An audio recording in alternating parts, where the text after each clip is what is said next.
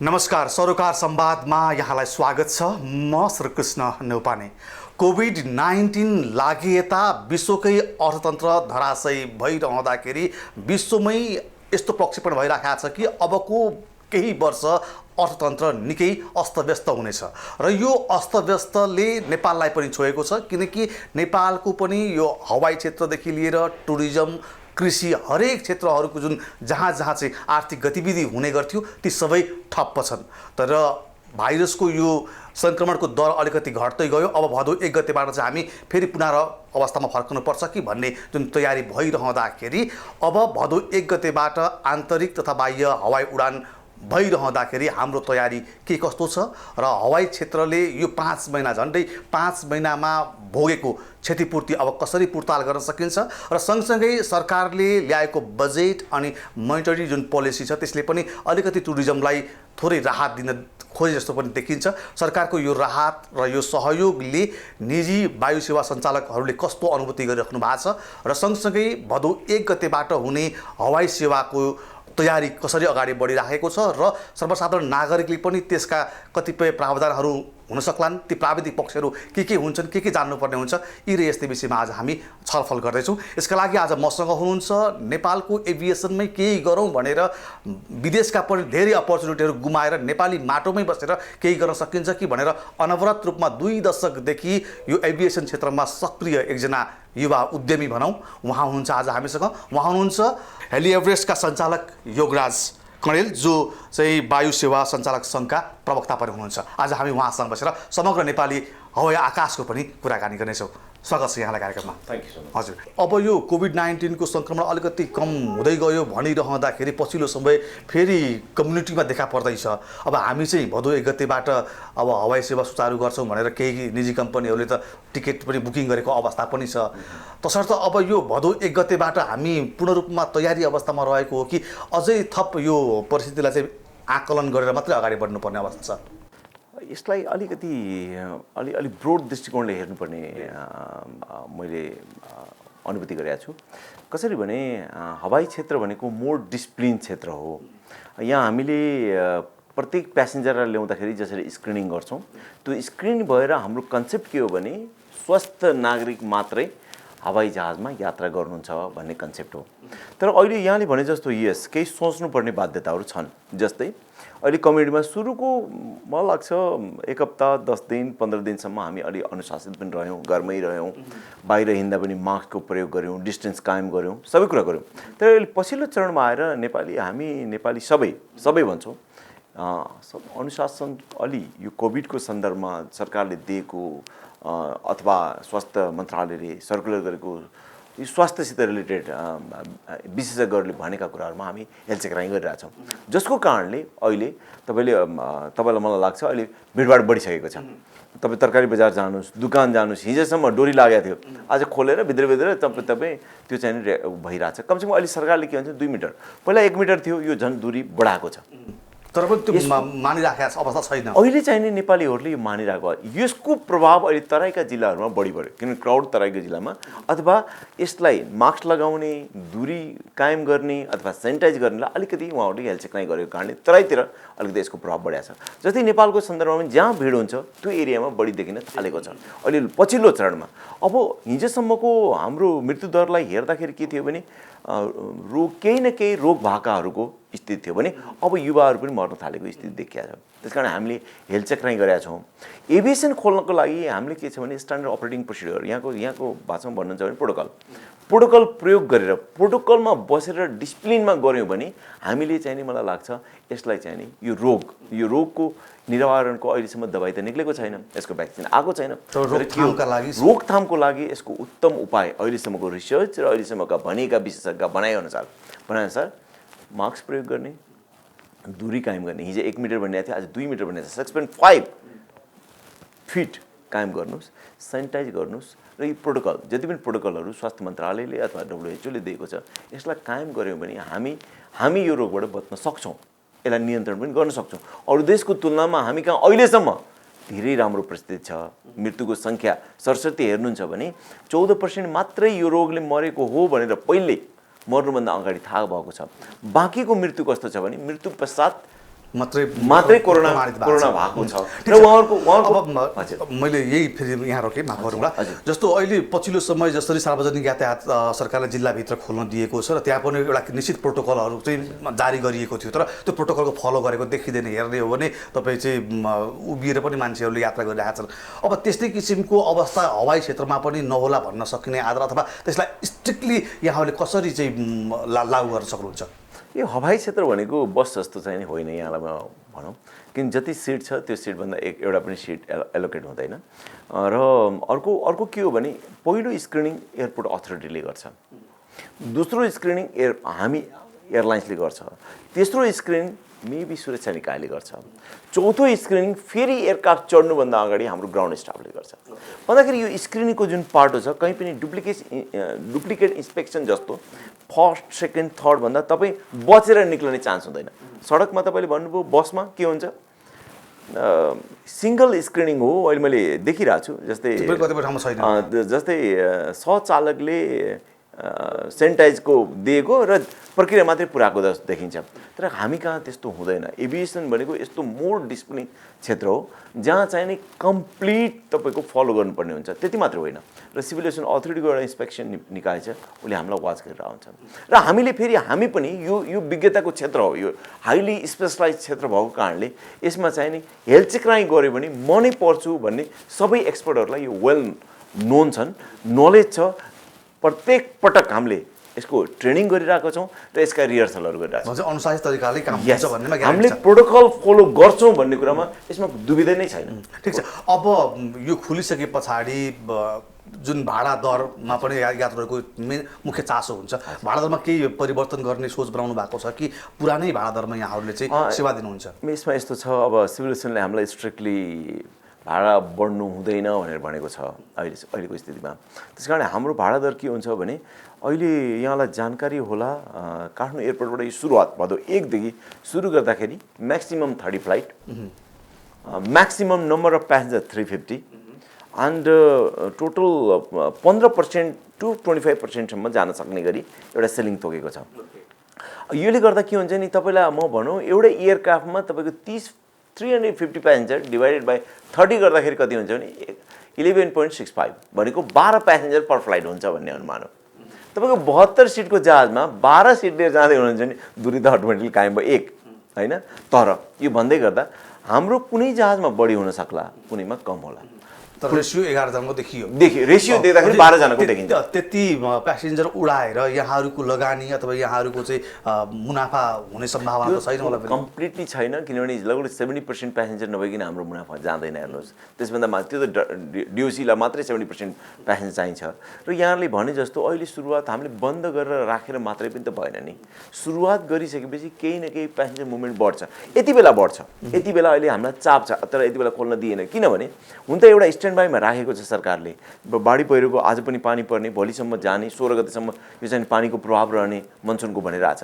अहिले चाहिँ जस्तो के छ भने अस्ति लास्ट विक हामीलाई भैरुवा भरतपुर यो बाटो ब्लकको भएको कारणले कम्प्लिट प्रेसर थियो। तर अहिले के भने जस्तै तराईका जिल्लाहरूमा पनि प्रेसर हो रेनी सिजनमा, तर भदौ लागिसकेपछि हाम्रो मनसुन कम हुँदै जान्छ, प्रेसर पनि कम हुँदै जान्छ। अब यसको प्रेसर अब मलाई लाग्दैन यो बिचमा प्रेसर बिल्डअप हुन्छ, हाम्रो केही मुभमेन्टहरू हुन्छन्, केही मुभमेन्टहरू ट्रङ्क रुटमा मात्रै, जस्तै काठमाडौँ भैरुवा, काठमाडौँ विराटनगर, काठमाडौँ नेपालगञ्ज, जहाँ इन्डस्ट्रियल एरिया अथवा बिजनेस सेक्टरको केही छ भने त्यो एरियामा डेफिनेटली हुन्छ। किनभने एयरक्राफ्ट चढ्ने मानिसहरू केही इन्कम स्रोत भएका र व्यवसायी भएको कारणले त्यो चाहिँ नि बढ्छ। किनभने 1 गतेदेखि फेरि बस पनि खोल्दैछ होइन, किनभने डिस्ट्रिक्ट बोर्डरहरू पनि खोल्दैछ। त्यस कारणले गर्दाखेरि मलाई लाग्छ मुभमेन्ट बसतिर बढ्छ, एयरक्राफ्टतिर मुभमेन्ट चाहिँ नै हुन्छ। तर यसको जस्तो यो 5 महिनासम्म यहाँहरूका सबै विमानहरू चाहिँ ग्राउन्डेड नै भए होइन, पार्किङ गरेर राख्नु पर्यो। अब यो अवस्थामा टेस्ट फ्लाइटहरू पनि भएको छ छैन, अनि प्राविधिक रूपमा चाहिँ हामी कति ठक्क तयारी अवस्थामा छ, अब उड्न सक्ने अवस्थामा छौँ हामी? यो यहाँलाई के जानकारी रहोस् भने हाम्रो जहाज नउडे तापनि र यहाँलाई एउटा शब्दमा परेको छ, जहाजहरू कहिले पनि नेपालमा बन्द भएनन् 5 महिना, ठिक छ भएनन्। तर प्रत्येक एयरक्राफ्टको प्रकृति हेरिकन 2 दिनदेखि 1 हप्ताभित्र ग्राउन्ड रन गर्नै पर्छ। ग्राउन्ड रन भनेको जहाज गएर चेक गर्ने, स्टार्ट गर्ने गर्नै पर्छ। ती जहाजहरू प्रक्रिया नै हो, त्यो गर्नै पर्छ। होइन। यसमा सिभिल एभिएसनले मोनिटर गरेर प्रत्येक हप्ता सिभिल एभिएसनलाई हामीले रिपोर्टहरू बुझाएको छौँ। हाम्रो फल्नु दिनु भयो, यसरी भयो, यति गऱ्यौँ भनेर डिटेल्स चाहिँ हामीले बुझाउनुपर्छ। जहाजहरूको एयरक्राफ्टको कन्डिसन्स अथवा उनीहरूको मेन्टेनेन्सको कुरामा शङ्का गर्नुपर्ने केही पनि छैन। तर यहाँलाई जानकारी रहोस्, एकैचोटि सबै जहाज उड्दैन। मलाई लाग्छ प्रत्येक एयरलाइन्सका एउटा या दुईवटा जहाज उड्ने हो, मतलब यहाँले सेड्युलिङ लिमिटेड जहाजहरू, किनभने सबै जहाज उडाउने बित्तिकै हामी ठुलो लसमा जान्छौँ। त्यस कारण अब हामीले मुभमेन्ट सुरु गऱ्यौँ है, म्यासेज जनतालाई ल है जहाजहरू उड्न थाल्यो भन्ने कुरा मात्रै अहिले सुरुवात गर्ने हो। र जनताको जसरी प्रेसर अथवा टिकट बुकिङ बढ्दै जान्छ, जहाजहरू फेरि एड हुँदै जान्छन् यसको प्यासेन्जर मुभमेन्टमा भनेर फ्लाइटमा। त्यसरी चाहिँ नि हामीले सेड्युलिङ गरेका छौँ।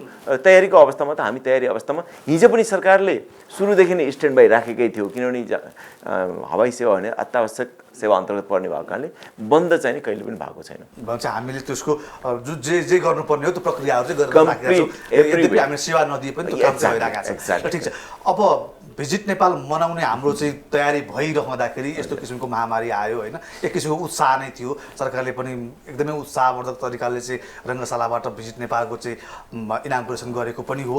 अब भनेपछि लगानी पनि यहाँहरूले केही मात्रामा विस्तार गर्नु भएको थियो होला, पक्कै पनि भिजिट नेपाललाई टार्गेट गरेर र लगत्तै यसरी लकडाउनमा बस्नु पर्दाखेरि क्षति पक्कै पनि भएको छ। र यो क्षतिलाई पुर्ताल होस् र टुरिज्म सेक्टरलाई चाहिँ अलिकति केही गर्न सकियोस् भनेर सरकारले जसरी बजेटमा पनि केही उल्लेख गरेको छ, यो मौद्रिक नीतिमा पनि केही प्रावधानहरू ल्याएको छ, यसले चाहिँ तपाईँहरूलाई राहतमा कतिको सहज भएको छ, कतिको पर्याप्त छ? यो अभियसली बजेटबाट त्यति सम्बोधन भएको होइन हाम्रो सेक्टरमा, तर मौद्रिक नीतिले ठुलो सम्बोधन गरेको छ। सरकारलाई र नेपाल राष्ट्र ब्याङ्कलाई यसमा धन्यवाद हामीले दिनैपर्छ। सँगसँगै पछिल्लो चरणमा आएर हामीले होप गरेको बजेटमा आउँछ भन्ने थियो, क्यानले पनि हामीलाई यो केही छुटहरू दिएको छ। जस्तै क्यानले दिएको छुटहरूमा एयरपोर्टको ल्यान्डिङ, पार्किङ, विश्राम आदि इत्यादिहरूमा र कोठा भाडाहरूमा यसलाई यसमा 75% छुट दिएको छ अहिलेलाई यो लकडाउनको अवधिभरि, र लकडाउन कम्प्लिट सिद्धिसकेको 30 दिनसम्म भनेर भनेको छ। अर्को के छ भने रिन्युअल फीहरू, जुन फी हुन्छ जस्तै कम्पनीको रिन्युअल, पायलटको कुनै लाइसेन्स रिन्युअल, इन्जिनियरको रिन्युअल, यस्तो नवीकरण अथवा इनिसियल यस्तो केसमा 50% छुट दिएको छ अहिले। त्यसले चाहिँ नि करिब करिब हामीलाई हाम्रो जस्तो अलिक कम एयरक्राफ्ट हुनेको लागि 15 देखि 20 लाखको फाइदा हो यसमा। तर जस्तै बुद्ध एयर यति एयरलाइन्सको लागि मलाई लाग्छ 80 देखि 1 करोड रुपियाँको बिचमा फाइदा हुन्छ, भनेको ठुलो एमाउन्ट हो यो यसको लागि। अर्कोतिर के गर्नु छ भने मौद्रिक नीतिले हामीलाई कहाँनिर सम्बोधन गर्यो भने, हुन त यसलाई दीर्घकालीन लोनहरूमा आगामी चैत 2077सम्मलाई त हामीलाई टेन्सनै भएन, त्यसपछि पनि सकिएन भने लगभग 2 वर्षसम्मलाई यसलाई सम्बोधन गरिदिएको छ। त्यो एकदम राम्रो पार्ट दीर्घकालीन लोनको हकमा। अल्पकालीन लोनको हकमा हामीलाई 60 दिनको एक्सटेन्सन, जस्तै एभिएसन कस्तो हो भने सिजनल बिजनेस हुन्छ नि त हाम्रो, 60 दिन 90 दिन गरिदिएको भए त हामीलाई एकदमै सहज हुन्थ्यो। 60 दिन गरिएको छ, तर पनि 60 दिनले पनि हामीलाई धेरै सहज गराउँछ यो एउटा। अर्को पार्ट के गरेको छ भने पुनर्कर्जाहरूको सन्दर्भमा विकेन्द्रीकरण गरिदियो, भनेको ब्याङ्कहरूलाई अलिकति तपाईँहरूले इजिली दिनुहोस् है भनेर भनेको छ। चौथो पुनर्संरचना, पुनर्तालिकीकरणहरूमा एकदम सहज गरिनेछ भनेर भनेको छ। त्यस कारणले गर्दाखेरि हाम्रा कुराहरू बेसिकली हामीले सरकारबाट एकदम ठुलो हामीलाई पैसै हुन्छ भन्ने त हामीलाई आश थिएन, किन थिएन भने हामीले बुझेका थियौँ सरकारको पनि त ढुकुटी खाली छ, त्यो पनि त हामीले बुझिदिनु पऱ्यो। त्यही कारणले गर्दाखेरि हामीले जुन सम्बोधन गर्न भनेका कुराहरूमा एकदम कम्प्लिट सम्बोधन भएको छ। मौद्रिक नीतिको सम्बन्धमा हामीले कम्प्लिटली हामीले अघि पनि मैले राष्ट्र ब्याङ्कलाई धन्यवाद दिनैपर्छ। जस्तो अब यहाँहरूको चाहिँ अब जस्तो अन्य भेहिकल्सहरूको चाहिँ इन्धनमा लागेको कर यथावत रहिरहँदाखेरि यहाँहरूको चाहिँ फ्युलमा पनि त्यो ट्याक्स नलाग्ने पनि भनेको छ। मैले अघि तपाईँले भनेको एक्ज्याक्टली यो चाहिँ नि बजेटले हामीलाई सम्बोधन गरिदियो। जस्तै 10 रुपियाँ हामीलाई महँगो पर्थ्यो पूर्वाधार कर र के अरे बुढी गण्डकीको 5 रुपियाँ र पूर्वाधार करको 5 रुपियाँ गरेर 10 रुपियाँ हामीलाई एडिसनल लाग्थ्यो। त्यो चाहिँ नि एभिएसन फ्युलको हकमा यो चाहिँ छुट भनेर भनिएको छ। यसले पनि किनभने यहाँलाई थाहा छ फ्युल भनेको यस्तो कम्पोनेन्ट हो जो करिब करिब 25 देखि 40% एयरक्राफ्टको प्रकृति हेरिकन यो चाहिँ नि डिओसीको एउटा अङ्ग हो भने यो। त्यस कारणले गर्दा यसमा यो फेरि कस्तो छ भने नेपालको एभिएसनमा फ्युलको प्राइस बढ्यो भने हामीले नेक्स्ट डे नै फेरि प्राइस बढाउँछौँ, फ्युल कम्पोनेन्टमा घट्यो भने इमिडिएटली घटाउँछौँ, यो कम्पोनेन्ट त्यस्तो छ। त्यस कारण घट्ने बित्तिकै जनतालाई प्रत्यक्ष यसमा फाइदा हुन्छ। टिकटको प्राइस नै घट्छ। र हाम्रो अहिले फेरि आयल निगमसित माग पनि के हो भने अहिले अन्तर्राष्ट्रिय स्तरमा जति फ्युलको दाम घटेको छ यति बेला हुनुपर्थ्यो करिब करिब 40 रुपियाँ, अहिले अन्तर्राष्ट्रिय स्तरको हेर्दाखेरि करिब करिब अझै पनि 60 रुपियाँ प्लस छ, 63 रुपियाँको करिब छ। यो चाहिँ बढी हो। अझै यसमा घट्यो भने यता चाहिने जनतालाई पनि हामीले अझै सस्तो दर रेटमा टिकट दिन सक्थ्यौँ। तर अघि यहाँले भनेको कुराको एन्सर गर्न चाहन्छु। अहिले चाहिँ नि हाम्रो एउटा सिलिङ छ। क्यानले भने पनि तपाईँले प्राइस बढाउनु पाउनुहुन्न भनेर भने तापनि के हुन्छ नि हिजो जनताले भैरुवा 2600 देखि 3300 पाइरहेको थियो भने अब त्यो चाहिँ नपाउन सक्छन्। किन नपाउन सक्छन्? 5600 पुग्न सक्छ। किनभने हामी अप्पर सिलिङ र लोअर सिलिङको बिचमा खेल्छौँ र प्यासेन्जर सङ्ख्या कम हुने बित्तिकै अप्पर सिलिङमा जान्छ भन्ने हामीलाई लागेको छ। यो हुन्छ नै, त्यही कारण प्राइसहरू केही भनेपछि केही प्राइसहरूमा चाहिँ जुन कस्टमरको एक्सपेक्टेसनभन्दा अलिकति थोरै हाई हुने देखियो। यो चाहिँ नि सिलिङबाट त हामी बाहिर जाँदैनौँ, तर सिलिङ बिचमा अप्पर सिलिङमा जान्छ। अप्पर सिलिङमा लोअर सिलिङमा पहिला दिइरहेको थियौँ अथवा मिडल सिलिङमा दिइरहेको थियौँ, अब त्यो चाहिँ नि माथि जान्छ। ठिक छ। अब यो यहाँसँग कुराकानी गर्दाखेरि छुटाउनै नहुने एउटा विषय पनि के हो भने नेपाली आकाशलाई लिएर बेला बखतमा प्रश्नहरू पनि आउने गर्छ। हुन त अब दुर्घटनाको हिसाबले हेर्ने हो भने त हजुरको चाहिँ यो सडक मार्गमा जति मानिसहरूको दुर्घटनाबाट मृत्यु भएको छ त्यो 10 वर्षको जनयुद्धमा पनि त्यति भएको छैन भन्ने तथ्याङ्कहरू पनि प्रहरीले दिइरहेका छ।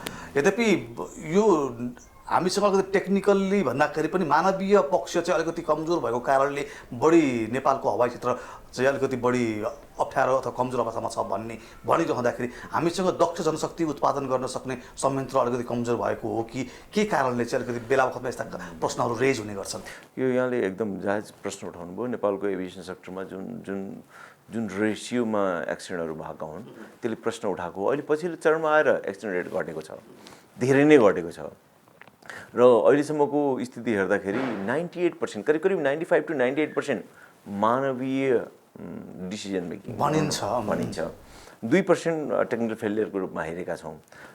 यो चाहिँ डिपेन्ड के गर्छ भने मेच्युरिटी अफ पाइलट्स अथवा टेक्निकल मेन पावर अथवा not only technical manpower, all the manpower who are working in aviation, उहाँहरूको डिसिसन मेकिङमा भर पर्छ। हेर्नुहोस् अब कस्तो छ भने हामीले यदि नेपालको एभिएसनको सम्पूर्ण नियम पालना गरौँ, जस्तै पछिल्लो चरणमा 1-2वटा हेलिकप्टर दुर्घटनाहरू भए, त्यसमा के देखियो भने VFR उड्नु फ्लाइटहरू आइएफआरमा गइदियो अथवा बादलभित्र छिर्यो। त्यस्तो हेलिकप्टर जहाँ चाहिँ फेरि एक्सपिरियन्स जो चाहिँ सञ्चालकैले जानुभएको अवस्थामा पनि भएको छ। यसमा मानवीय त्रुटि नै हो, अरू केही पनि होइन। त्यस कारणले गर्दाखेरि सबैले यसमा चाहिँ नि जबरजस्ती गर्नु हुँदैन, नेचरसित जबरजस्ती गर्नु हुँदैन भन्ने कुरामा हामीले चाहिँ नि मनन गर्नुपर्छ। यो नेचरको एगेन्स्टमा, जस्तै बादलभित्र छिर्नु हुँदैन भने हामी त डाँडाकाँडामा उड्ने हो नि त, होइन? नेपालको त डाँडाकाँडा हो। त्यस कारण कुन एरियामा कति अल्टिट्युडको डाँडाहरू छ, बादलले छेक्छ, किनभने हामीसँग त्यो इन्स्ट्रुमेन्ट, आइएफआर उड्नेहरूलाई प्रब्लम छैन। आइएफआर उड्नेहरूलाई यति अल्टिट्युडमा यस्तो छ भनेर इन्स्ट्रुमेन्ट अथवा वार्निङ सिस्टमहरू छन् जसले चाहिँ नि सेभ गर्छ। तर हेलिकप्टर अथवा स्टल एयरक्राफ्टहरूको हकमा के हुन्छ नि त्यो इन्स्ट्रुमेन्टहरू हामीसँग नहुन सक्छन्। कम्प्लिट आँखाले देखेर उड्ने भन्छ कि VFR भनेको भिजुअल फ्लाइट रुल्स हो कि आँखाले जे देख्नुहुन्छ त्यति मात्रै उड्नुहोस्, देख्नुहुन्न बादल छल्नुहोस् भन्ने यो नियम हो। त्यस कारण त्यो गर्नुपर्छ। केही मानवीय त्रुटिका कारणले बढी भएको भनेर देखिएको छ। तर पछिल्लो चरणमा एउटा लुक्ला घटना बाहेक अहिले आएर एक्सिडेन्टको रेट कम्प्लिट क्लोज भएको छ। टचवुड फेरि यो नहोस् आशा गरौँ। तर पनि अझै पनि मानिसहरू प्लेनमा चढ्नु अगाडि त्यो एकदम ढुक्कसँगले चाहिँ भन्दा पनि अलिकति भगवान्लाई सम्झेर त्यस्तो किसिमको मनोविज्ञान, त्यस्तो किसिमको त्रास नै अझै पनि नेपाली यात्रुमा चाहिँ देखिन्छ क्या। डेफिनेटली यहाँले भनेको ठिक हो, तर ट्रङ्क रोडमा त्यस्तो केही पनि छैन। ट्रङ्क रोड भनेको जस्तै काठमाडौँ भैरवा, काठमाडौँ विराटनगर, काठमाडौँ नेपालगञ्ज, काठमाडौँ भद्रपुर, पोखरा यस्तोहरूमा। तर डाँडाकाँडामा उड्नेहरू जो स्टल एयरक्राफ्टहरू हो त्यसमा मैले अघि नै भने स्टल एयरक्राफ्टहरूमा इन्स्ट्रुमेन्ट जति रिक्वायरमेन्ट हो त्यो हुँदैन। र यो छोटो रनवेहरूमा पनि टेकअफ र ल्यान्डिङ एन्ड टेकअफ दुइटै गर्न सक्ने भएको कारणले र हाम्रो त्यहाँ चाहिँ नि कस्तो हुन्छ भने कतिपय एयरपोर्टहरू कस्ता छन् भने जहाँ चाहिँ नि ह्युमन रिसोर्सै छैन अथवा उसले बताइदिने। कहिले कहिले कस्तो हुन्छ भने जहाज गइसक्यो, अब रनवेको बिचमा गाईबस्तु पनि हुने स्थिति हुन्छ। त्यस्ता पनि छन् कि त्यस्ता एयरपोर्ट पनि। त्यस कारणले गर्दाखेरि त्यसको संरक्षण र त्यसमा इन्स्ट्रुमेन्टहरू, फेरि इन्स्ट्रुमेन्ट एयरक्राफ्टमा मात्रै भएर पनि हुँदैन कि त्यो एयरपोर्टमा पनि हुनुपर्छ कि। त्यस कारणले त्यो ट्रान्समिट सिस्टमले एकले अर्कालाई ग्राफिङ गर्छ जसको कारणले इन्फर्मेसन सेयरिङ हुन्छ। त्यसै सञ्चार हो कि हेर्नुहोस्, कम्युनिकेसन दोहोरो कम्युनिकेसन नभइकन केही पनि हुँदैन।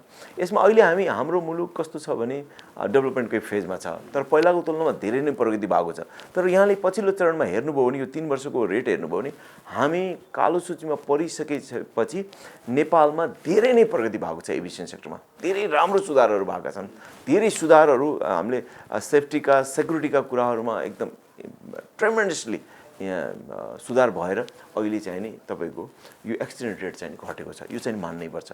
अब अहिले चाहिँ नि युरोपियन युनियन आइकाओले पनि यसलाई सम्बोधन गरिसक्यो, किनभने उनीहरू अहिले नेपाल मोर सिरियस छ भन्ने कुराहरूको मेसेज वर्ल्डवाइड गएको छ। त्यो मेसेज हामीले दिइरहेको छौँ कम्प्लिट। आइकाओले त लगभग रिलिजै गरिसक्यो, खालि युरोपियन युनियनको मात्रै इस्यु अहिले। जस्तो अहिले पछिल्लो समय अहिले चाहिँ आफ्ना केही जहाजहरू विस्थापित गर्ने, यो चलाउन सकिएन, मेन पावर प्रोडक्सन पनि महँगो भयो, हरेक कुराहरू देखाउँदा एउटा क्लज चाहिँ उसले के भनेको छ भने यहाँ चाहिँ यो उडाउनको लागि जुन मेन पावर चाहिन्छ त्यो मेन पावर चाहिँ उत्पादन गर्ने महँगो भयो भनिरहँदाखेरि हामीसँग यो मेन पावर अलिकति स्किल मेन पावरहरू उत्पादन गर्नेको अवस्था चाहिँ कस्तो छ? यो यस्तो हुन्छ, एभिएसन यस्तो सेक्टर हो आजको भोलि उत्पादन हुँदैन। यसलाई करिब एउटा पाइलट फुल फ्लेज फ्लायर बन्नको लागि पाइलट त ऊ पढेर आउने बित्तिकै त ऊ पाइलट हो, तर त उडाउन दिनको लागि कुनै सेक्टरमा उडाउन दिनको लागि उसलाई अथोरिटी दिनको लागि करिब 6 वर्ष लाग्छ। हेर्नुहोस् 6 वर्ष लाग्छ।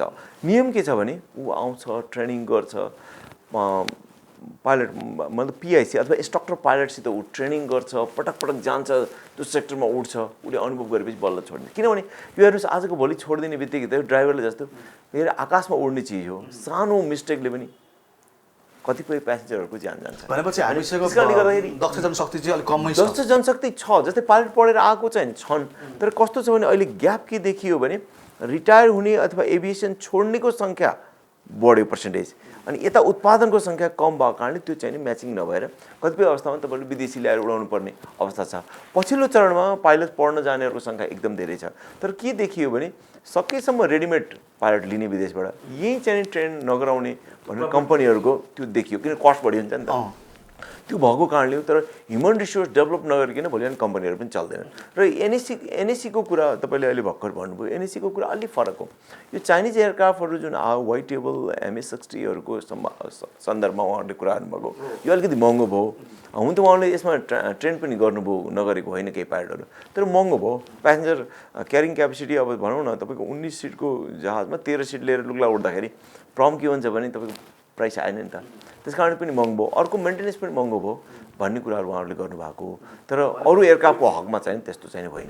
कतिपयले चाहिँ फेरि त्यसलाई कसरी पनि अर्थाएका छन् भने यो चाहिँ अब निजी सेवालाई अलिकति राहत दिनको लागि नेपाल एयरलाइन्सले चाहिँ विमानहरू विस्थापित गर्दैछ, के एउटा अमुक संस्थालाई चाहिँ फाइदामा लैजानको लागि भन्ने कुराहरू पनि आइरहेका छन्। यो गलत व्याख्या हो, किनभने जसले टेक्निकली बुझेको छ यो Y12 र MS-60 जुन महँगो पऱ्यो यो जहाजहरू त्यो अहिले अरूलाई त उहाँहरूले फेज आउट गर्छु त भनेकै छैन, हुनुहुन्न नि। त्यो 6वटा विमान चाहिँ अब चाइनाबाट चाइनिज Y12 चाइनिज अनि MS-60 को जुन हो, यसको मेन्टेनेन्स पनि खर्च बढी भयो र यसको पार्ट्सहरू पनि महँगो भयो भन्ने कुरा आइरहेछन्। म हुन त एनएसीको विषयमा बोल्न चाहिँ मेरो अथोरिटी लेभल होइन, मैले विज्ञताको आधारले यो चाहिँ नि दोषारोपण गलत हो, यो कसैलाई फाइदा हुने चाहिँ होइन। एनएसीले अहिले चाहिँ पछिल्लो चरणमा राम्ररी यसलाई विस्तार गर्ने प्रयास गरेको छ, र अब उहाँहरूले अहिले फेज आउट गर्न खोजेकै के हो भने Y12 र MS-60कै हकमा हो, अरू तपाईँको ट्विनटरको हकमा होइन, ठुलो जहाजहरूको हकहरूमा होइन। तर अहिले चाहिँ नि यसलाई चाहिँ नि पुँजी वृद्धि गरेर जहाजहरू थप्ने भनेर त हिजो अस्ति पत्रिकाहरूमा आइरहेछ।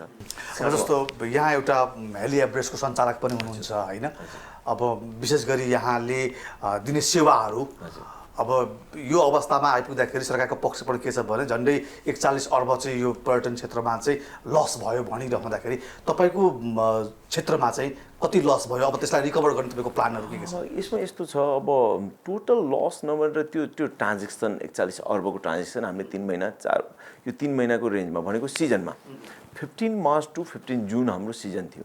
त्यसपछि हाम्रो कैलाश सिजन सुरु हुन्थ्यो। करिब हामी 5 महिना त लगभग लस गर्ने स्थितिमा छौँ भाद्र 1 को यसलाई। त्यस कारणले गर्दाखेरि लस, यो कम्प्लिट लस भन्दा पनि ट्रान्जेक्सन लस।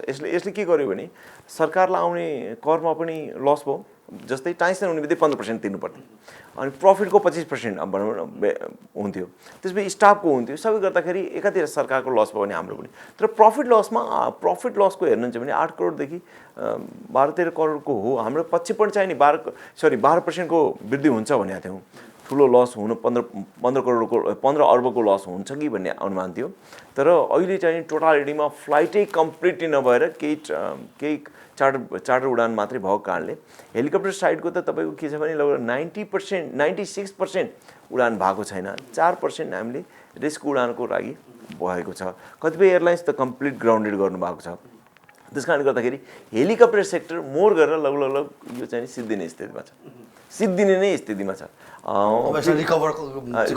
रिकभरीको त के हो भने अब हेर्नुहोस् हामीले अब टचवुड भ्याक्सिन आइदियोस् भनेर भनिरहेको छौँ भ्याक्सिन आइदियो भने हामी कहाँ ट्राभल टुरिज्म फर्किन्छ नआयो भने अब हामीलाई कम्पनी बचाउनलाई 2022सम्म बचाएर राख्नुपर्छ कसरी बचाउने एकातिर सरकारले त्यही ब्याज तिर्नु पर्ने भनेको छ हाम्रो कर्मचारीको लागि अलिकति तलब दिएर मेन्टेन गरेर अब केही फ्लाइटहरू रेस्क्यु रिलिफका फ्लाइटहरूमा हामीले आफूलाई बचाउनु पर्ने बाध्यता छ अहिले टुरिस्ट आउँछ भन्ने अनुमान गर्नु गलत नै हो त्यस कारणले गर्दाखेरि अहिलेलाई कम्पनी बचाउनको लागि मोर डिपेन्ड अन गभर्मेन्ट को support and banking support and बिमा सपोर्ट यही नै सस्टेन हुन सक्ने अवस्था मतलब सस्टेन त हुनै सकिँदैन अलाइभ राख्ने जीवन्त राखेर अगाडि बढ्न सक्ने हामीलाई के आशा भने यो चाहिँ नि एकपल्ट समय आउँछ त्यसपछि हामी फेरि फास्ट पिकअप गर्छौँ भन्ने हाम्रो अनुमान छ यही नै अब अन्तिममा छौँ होइन म अन्तिममा मैले ऱ्यापअप गर्नुमा चाहिँ एउटा प्रश्नबाट ऱ्यापअप गरेँ जस्तो यहाँ विदेशमा एउटा राम्रो अवसरको लागि पनि पुग्नु भएको थियो त्यहाँ पनि धेरै सम्भावनाहरू थिए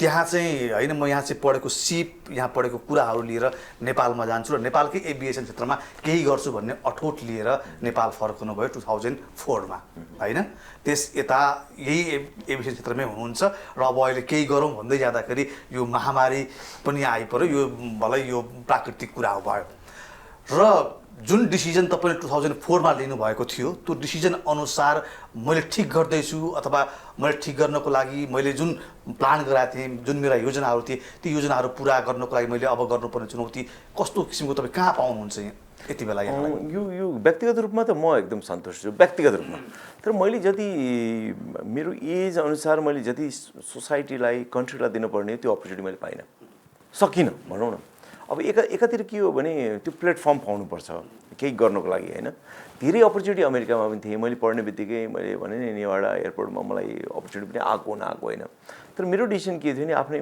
आफ्नै माटो आफ्नै भूमिमा केही गरौँ अमेरिका विकास हुन सक्छ भने मेरो मुलुक किन विकास हुँदैन मेरो त्यो सोच थियो कि आखिर विकास गर्ने कसले ह्युमन रिसोर्सले व्यक्तिले गर्ने हो व्यक्तिको डिसिसन मेकिङ र व्यक्तिको यस कामप्रतिको लगावले विकास हुने कुनै पनि मिलो तपाईँ सिङ्गापुरका पटक उदाहरण दिइन्छ एउटा व्यक्तिले गर्यो भनेर भनिन्छ लिक्वानलाई नै नाम लिइन्छ सधैँ लिइन्छ हामीले त्यही लिक्वान मात्रै सम्झेर बस्ने कि हामी लिक्वान बन्ने त्यस कारण बन्नको लागि म फिर्ता भएको मैले धेरै सेक्टरमा बन्छु भनेर मैले एउटा पर्टिकुलर मेरो नलेज त्यो वातावरण पाउनु भयो कि भएन भन्ने मेरो प्रश्न मैले व्यक्तिगत रूपमा पाएँ मैले सफल म आज यो उमेरमा आउँदाखेरि करिब म 5औं कम्पनीको सिइओ होइन सिइओ मैले त्यति खाइसकेँ मैले फास्ट ग्रोथ पनि गरेँ हिजो मस्त काम गर्ने साथीहरू म उनीहरूको अन्डरमा बसेको साथ म जब एसिस्टेन्ट भएर काम गर्दा मेरो अफिसर थिए दे आर स्टिल अफिसर पर मैले 5औं सिइओ खाइसकेँ र म आज अनर पनि हो पर्सनल इन्डिभिजुअल तपाईँले गेन गर्नुभयो तर अब जुन तपाईँको लक्ष्य एउटा माटोको लागि केही गरौँ अथवा